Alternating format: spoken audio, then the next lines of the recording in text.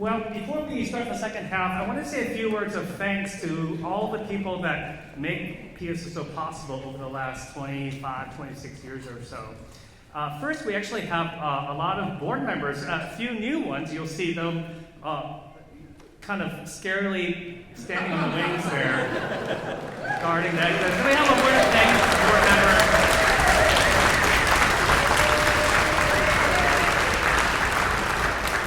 They do a great job in supporting all the back end, the operations, the programs, things like that, the finances. We also have some volunteers who are helping out tonight, so a word of thanks for the volunteers.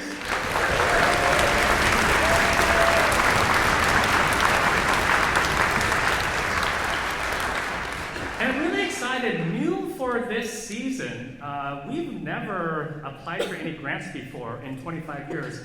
I don't know why, but we thought, so, well, why not? And surprisingly, we've actually won a couple of grants, which is really exciting. Yeah.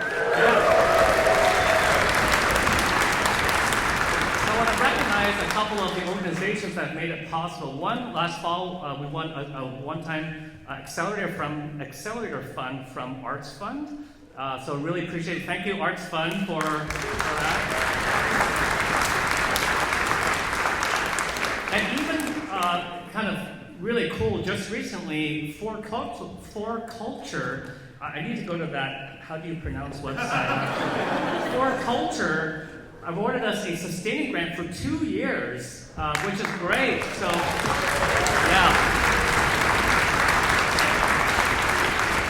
It's a really big deal because that supports our operating fund and really is an instrumental part of keeping our ticket prices really low. That's always been a mission of PSSO, is to make things really accessible. I don't want anyone to say, oh, the ticket price is too expensive. So that's really, really a key mission. Of course, lastly, I'd like to say a word of thanks to all of the volunteers. We're all volunteers. We do this because we love coming together, doing this, working through the music, practicing at home, and also, but not really. But also, most importantly, coming here tonight and sharing all of the fruits of our effort with you. Can I have a word of thanks to all the volunteer musicians?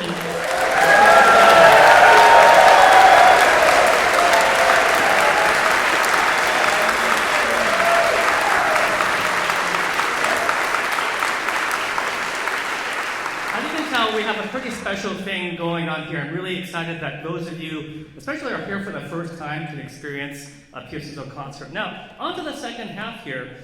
Prokofiev, this piece we're playing with Romeo and Juliet is actually intentionally programmed as a kind of a prequel to last year's winter concert where we played West Side Story. So that was set in New York, two rival gangs, a lover on each side that couldn't be with each other. Not really a lover, they liked each other. It wasn't that kind of movie. But, sorry, anyway, but then this is basically the Shakespeare version, of course, of that impossible love between two families. I'm sorry. I hope, yeah. It's a kid-friendly concert.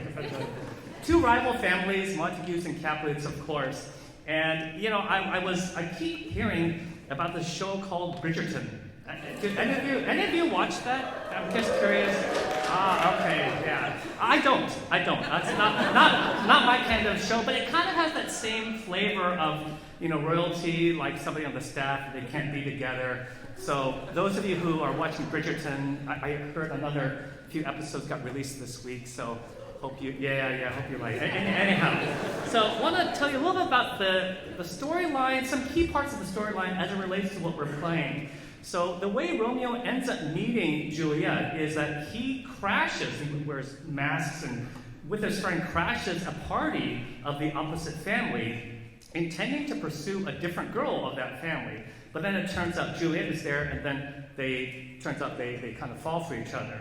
After that, and you'll hear in the movie, it's minuet. You can almost imagine that's at the party. It's very stateful, very pompous, very proper, a very moneyed event kind of thing, right? So listen for that minuet. And then after Romeo meets Juliet, they have the balcony scene. There's a really intense love theme called Romeo and Juliet. That's one of the movements. You can imagine them sort of like being in this blissful world realizing that they like each other and kind of ignoring the realities of these two families, right? Now, unfortunately, Juliet's cousin, Tybalt, is kind of a gangster kind of guy, and he picks a fight with Romeo's best friend. His name is Benvolio. I need notes here. Benvolio, and ends up killing Benvolio. And Romeo, out of his anger, ends up killing Tybalt. Now, Tybalt turns out to be Juliet's cousin. And so I said that, well, I laughed. I know, sorry, I'm really not that morbid.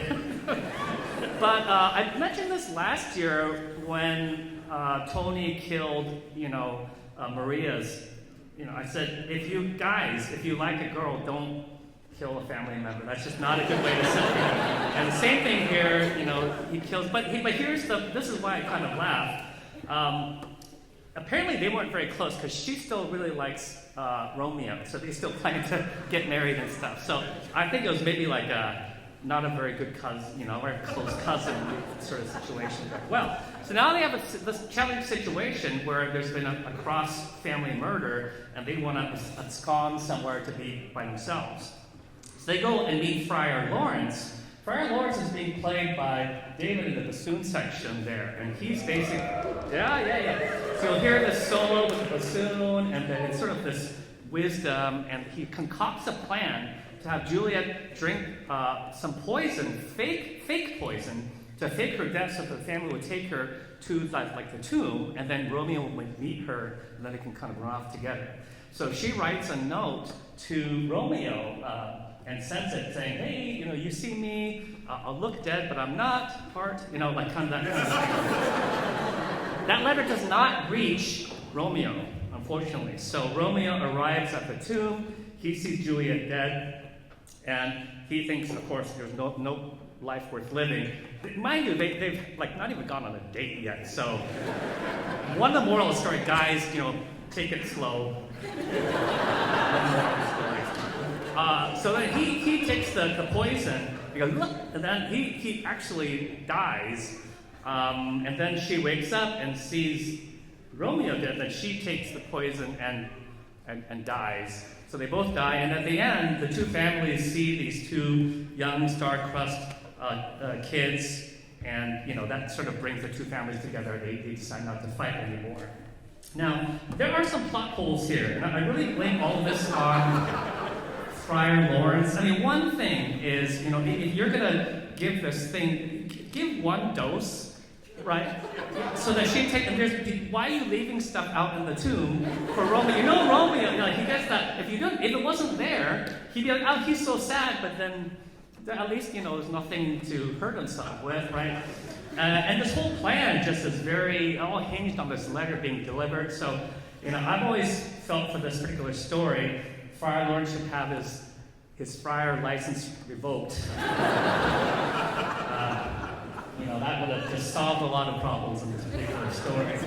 So anyway, I have to warn you that in light of that story, the piece actually ends with the movement, Romeo and Juliet's Grave. It ends soft and quietly. It's a sad ending because the story has a sad ending. It's not a happy ending.